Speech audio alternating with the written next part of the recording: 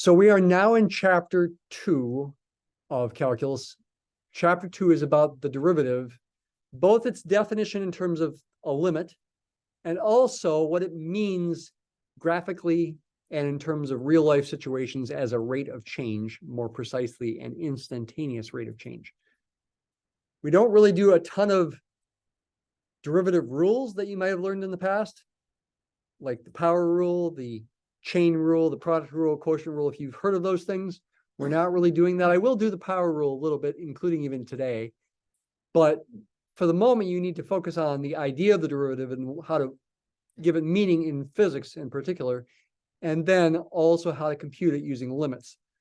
So with f of x equals x cubed, we want to find the derivative of this function at x equals 1, f prime of 1. This is the derivative of the function f at x equals 1. That's what that symbol means. By definition, it's the limit as h goes to 0 of what's called the difference quotient. The numerator, the top of the difference quotient, is a difference. F of whatever's inside the parentheses there, that's a 1 in this case, plus h minus f of 1 divided by h. There's the difference, subtract. Here is the quotient, divide. It's very important to realize what this is representing.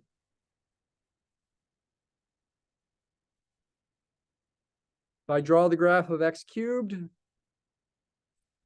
looks kind of like a parabola over there, but it actually is not a parabola. And even over here, if you ignore the part to the left of the y-axis, even though it looks like a parabola, it's really not. Parabolas have a very technical meaning related to telescopes, actually. You would not want to use this as a mirror for a telescope, whereas a parabolic mirror is useful. Y equals x cubed is the function in question. When x is 1, y is 1. If h is, say, a positive number, small, then this quotient represents a slope of something called a secant line. You should know this terminology. If h is this distance right there, then this point has coordinates 1 plus h, comma, f of 1 plus h. We don't know what h is. We're not specifying it. F of 1 plus h minus f of 1, what's that? Well, that value up there is f of 1 plus h. So this difference up here is this distance right there because, well, 1 is f of 1. 1 cubed is 1. This is representing this vertical distance right there. It is a distance, a positive distance here, because f of 1 plus h, when h is positive, is bigger than f of 1. However, if h were negative in this example, if 1 plus h was over here, this would still be a slope of a secant line, but the numerator would be negative, and the denominator would be negative as well, but the ratio would be positive. And h is this distance right there, same as this distance right here. So what we have is a rise over run for this right triangle. It's the slope of the straight line connecting these 2 points. That's called a secant line. Again, you should know this terminology. We're letting h go to 0. Effectively, we're letting 1 plus h approach 1 by letting h go to 0. This secant line, this red line here, moves down the curve, so to speak, and its slope changes until in the limit, if it exists, it's the slope of the tangent line at that point. And the way we want to think about tangent lines is this. The tangent line at this point is the really unique line that the curve looks more and more like as you zoom in closer and closer to the point. But it does depend on what point you pick. If I pick a point other than 1, I'll get a different tangent line with a different slope. It does matter what point you pick. That affects the answer. That blue line is the tangent line at x equals 1. This is a secant line at between x equals 1 and x equals 1 plus h in red here. The blue line is the tangent line at x equals 1. It equals this limit if it exists. First mistake I've seen many, many times over the years when I've graded exam problems like this is people think this is f of 1 plus f of h. No, no, no, no, no, no, no, no, no. No, no, no, no, no. Never, never, never do that. It's not f of 1 plus h. It's not f of 1 plus f of h. F is not a number. It's a function name. 1 and h are numbers. 1 plus h is a number. You need to take the entire expression 1 plus h and replace x with it in this formula right there. You need to do 1 plus h quantity cubed. Minus 1 cubed all divided by h. Second most common mistake is thinking 1 plus h quantity cubed is 1 plus h cubed. No, no, no, no, no, no, no, no, no, no, no. It's not. There's a quick way to find it based on something called Pascal's triangle. We have a binomial two-term thing that is being raised to a power here. There's something called the binomial theorem that in essence says take the numbers in Pascal's triangle and make them coefficients of a certain kind of expansion. This triangle, I could keep going forever and ever. I hope you've seen this before. There's ones along these diagonals. In between, like this number 2 is the sum of the two numbers directly above it. 1 plus 1 is 2. This 3 is 1 plus 2. This 3 is 2 plus 1. 4 is 1 plus 3. 6 is 3 plus 3. 4 is 3 plus 1. 5 is 1 plus 4. 10 is 4 plus 6. 10 is 6 plus 4. And 5 is 4 plus 1. And you could keep going forever. Pascal's triangle. And with cubing a binomial, as we're doing right here, we take the row that has, well, the 3's in it, right away at least. It's technically the fourth row. You might say the first row corresponds to a 0 power, the second row to the first power, the third row to the second power, and the fourth row to the third power. And to be extra picky about how this goes, you take whatever number's there, it's a 1 in this case, and do 1 times that thing cubed. The first one comes from that one in Pascal's triangle, and the second one comes from the one right there. If this were a 2 instead of a 1, this would be a 2 cubed. If it were a 3 instead of a 1, this would be a 3 cubed. Times the other term to the 0 power, h to the 0 power. Of course, that's 1, but I'm writing it anyway. Then you add, oops, I circled the wrong thing here. Sorry, it's this thing. I mean, they're both 1s, but I'm focused on this row. Then you add 3 times 1, the first term there, to 1 lower power, 2, times h to 1 higher power, 1. Then you go to the next coefficient, this 3. Lower the power of the first term, raise the power of the second term, and then finally go to the last one, the 1, right there. Again, lower the power of the 1, the first term in the binomial, raise the power of the h, the second term. Don't forget to subtract 1 cubed, which is 1, all divided by h. I'm using something called the binomial theorem there. Now, you also can just multiply it out.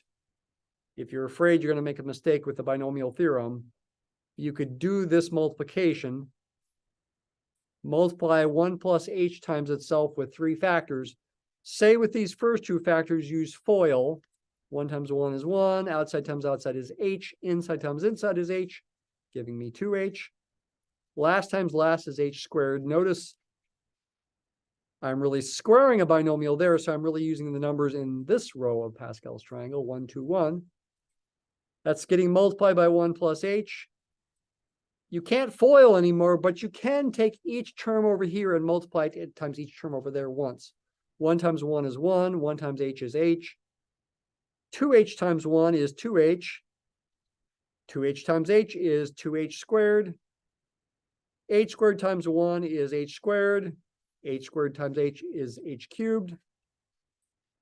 I purposely line these up to line up like terms. 1 plus 3h plus 3h squared plus h cubed. Same thing as we got here, simplified. Let me go ahead and simplify here. This is the limit as h goes to 0. This first thing is a 1 plus 3h squared plus h cubed. Don't forget the minus 1 all over h. The 1's cancel. And we're starting to feel happy because what's left on top has a common factor of h that can come out like this. And then we can divide it out with h on the bottom and ultimately evaluate the limit by plugging in h equals 0.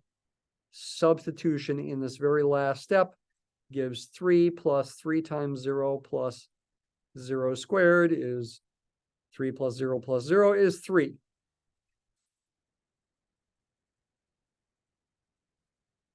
What are the reasons for each step? You should be able to give brief reasons. I do ask this on tests sometimes.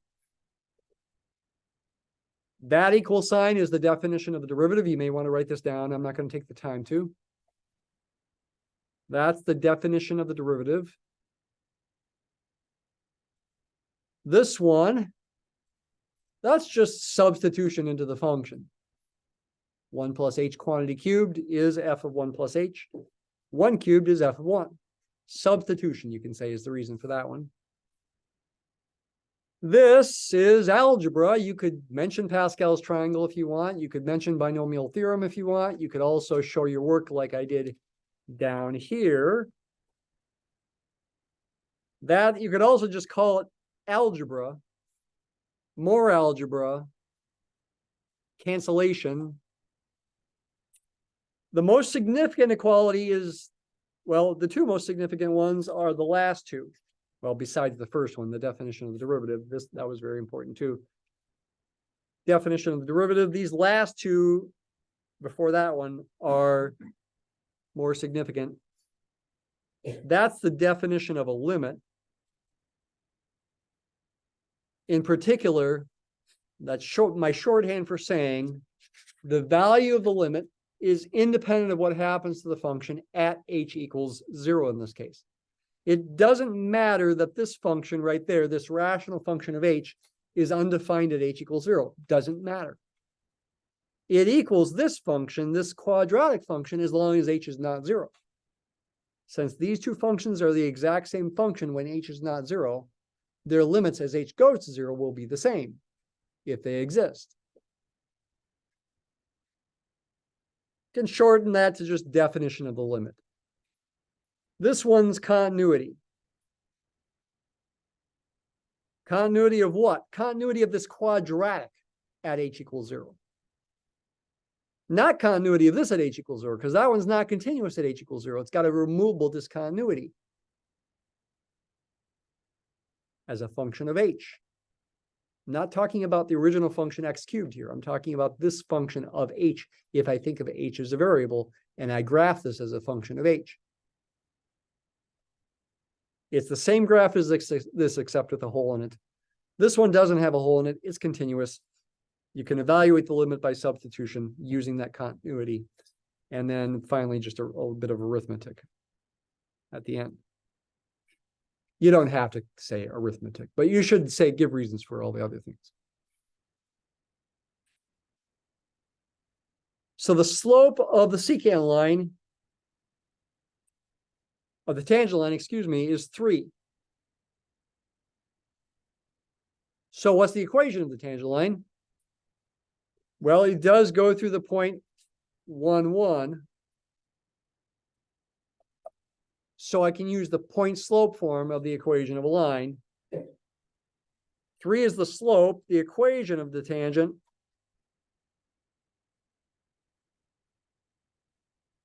is y minus 1 equals 3 times x minus 1. I'm using point slope form there. 3 is the slope. 1 comma 1 is the point. I actually don't bother with the y minus 1 on the left side myself. I typically just go ahead and put a 1 on the right side. I typically write my answer right away like that.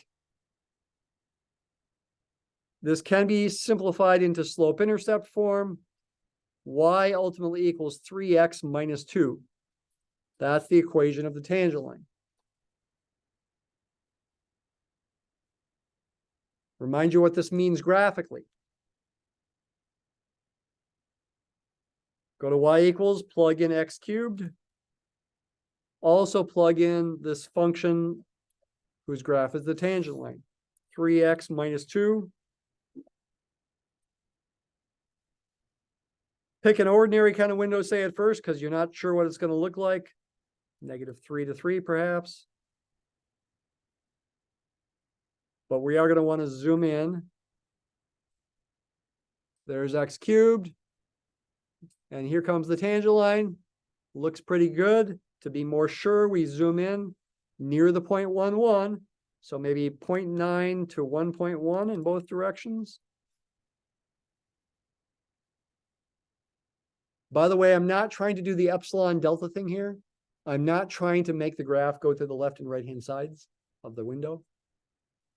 I'm not going to talk about that more today, but we will review it before the exam. Because the slope is 3, and I made my window centered at 1, 1 and equal scales in both directions, it's going to exit through the top and the bottom. First graph is x cubed. There it is.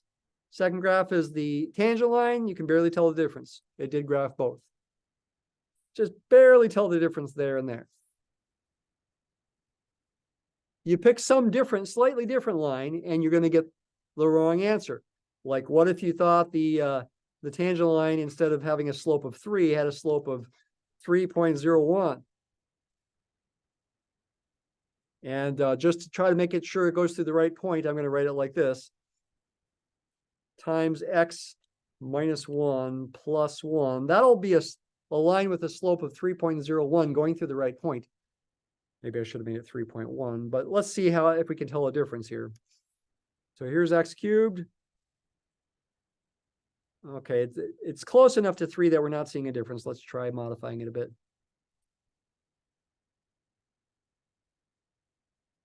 How about 3.1?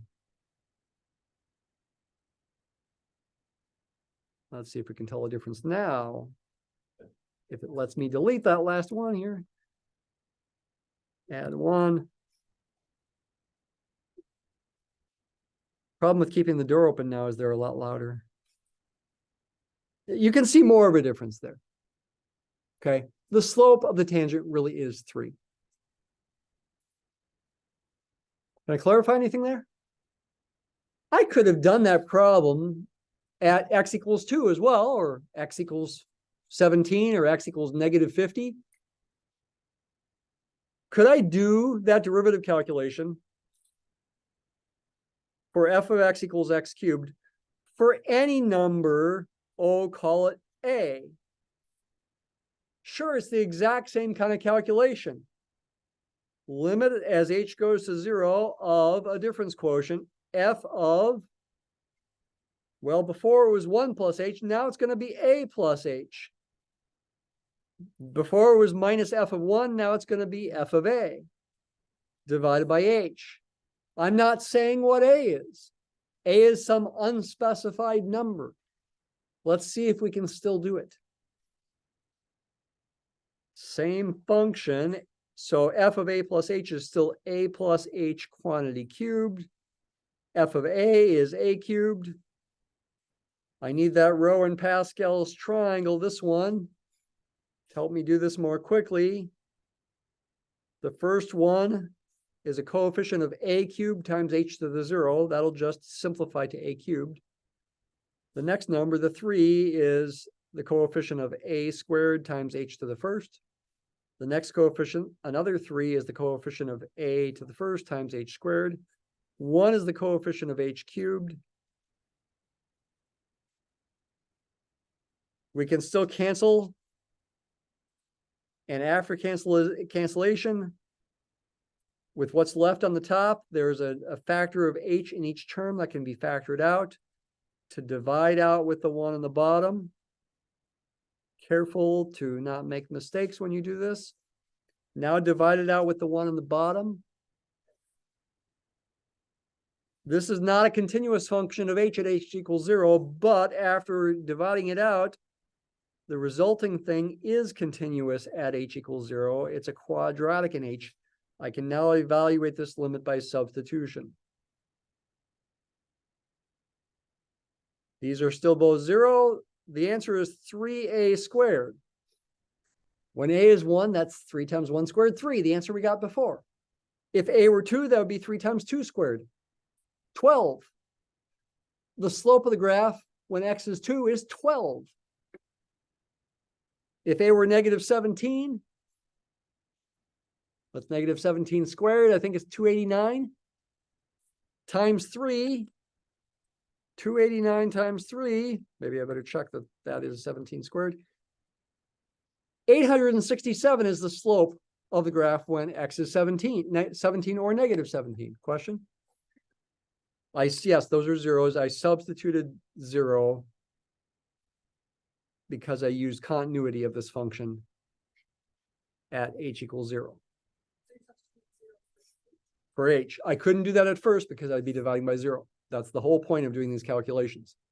We're trying to get to a point where we can substitute h equals 0.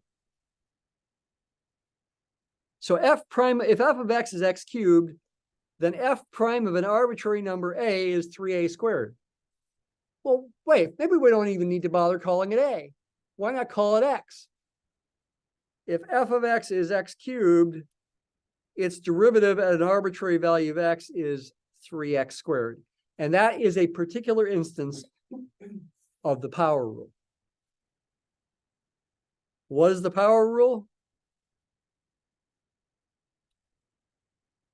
The power rule says the derivative of x to the n power is n times x to the n minus 1 power. For this example, n is 3. Are you allowed to use the power rule on homework? Not yet. Sorry, not yet. Not until I think it's section 2.3 or 2.4, one of those two. By the way, a shorthand way to write the power rule, well, there's a couple shorthand ways to write it. So here I'm saying if f of x is x to the n, then f prime of x is n times x to the n minus 1. A quicker way to write it is to write x to the n prime equals n times x to the n minus 1. This prime there means take the derivative of whatever's inside here. It's assuming with respect to x. X is the variable and n is a constant. You might wonder, what would you do if n is the variable and x is the constant? We'll talk about that later. So n even could be pi, for example. The derivative of x to the pi power is pi times x to the pi minus 1 power. Now, you might wonder, what does it mean to raise something to the pi power? That takes a lot of explanation. But for the moment, we can just say that's correct. An alternative way to write it, yet another way, which is actually the most common way I write it, is with what's called operator notation, d dx. What is this, d divided by dx? Not really, though sort of in a way I won't explain.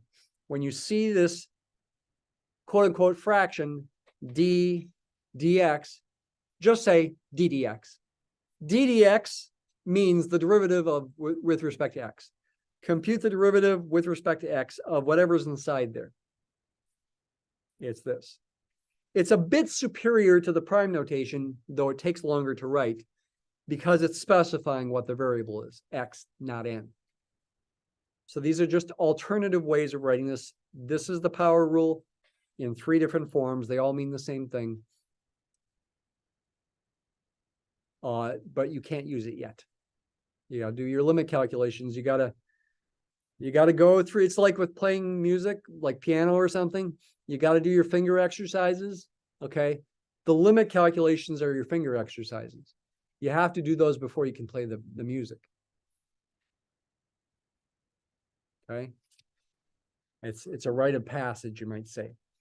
Let's do another power rule example, this time with a negative exponent. Let's say f of x equals x to the negative 1 power. That is the same as 1 over x, by the way. Remember, that's what negative 1 power means.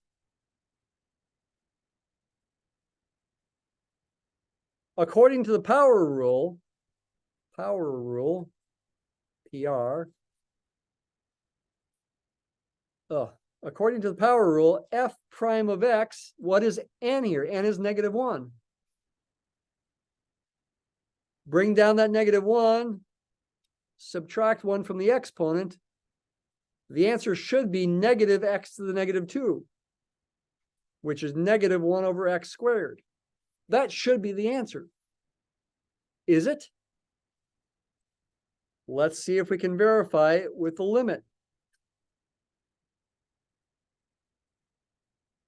We're quickly generalizing here.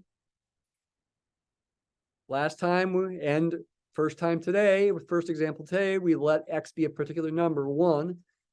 Then just 5 minutes ago, we changed it to an a. Though 1 or 2 minutes ago, we said, well, let a be x. Why just call it a? Now I'm just jumping right to the x. When you calculate this limit, you are thinking of x as fixed. What makes a letter a variable versus a constant? It's just all in your head. It's all in how you're thinking about it. That's how. I'm serious. I'm very, very, very serious. A letter represents either a constant or a variable based on the way you are thinking about it. When I do the limit calculation, I'm letting h go to 0. I'm not saying what x is, but I'm pretending it's fixed, a constant. In the end, however, my answer will depend on x. And so at the end, I'll go back to saying x is a variable.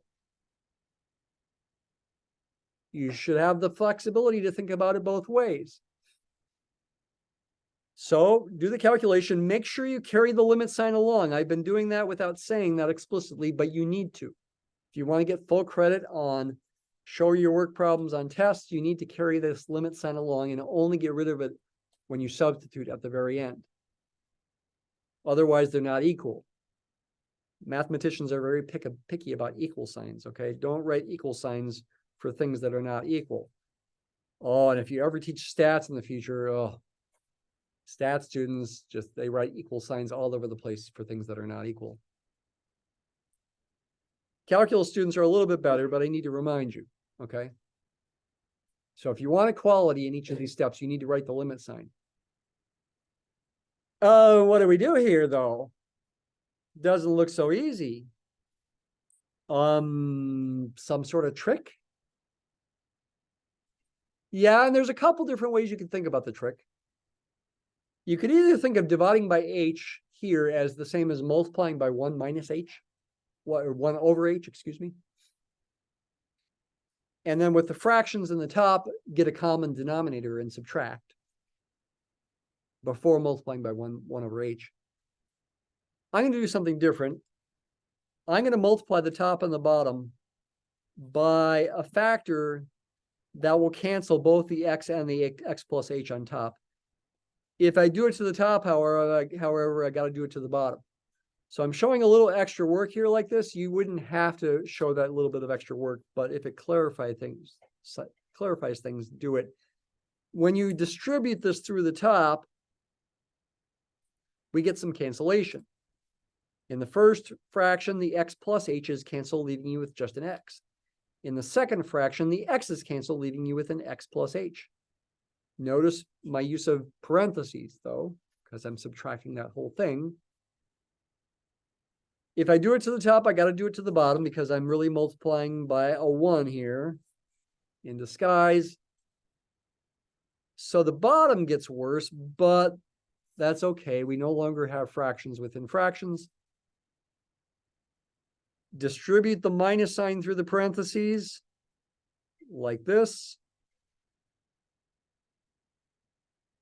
Cancel the x's.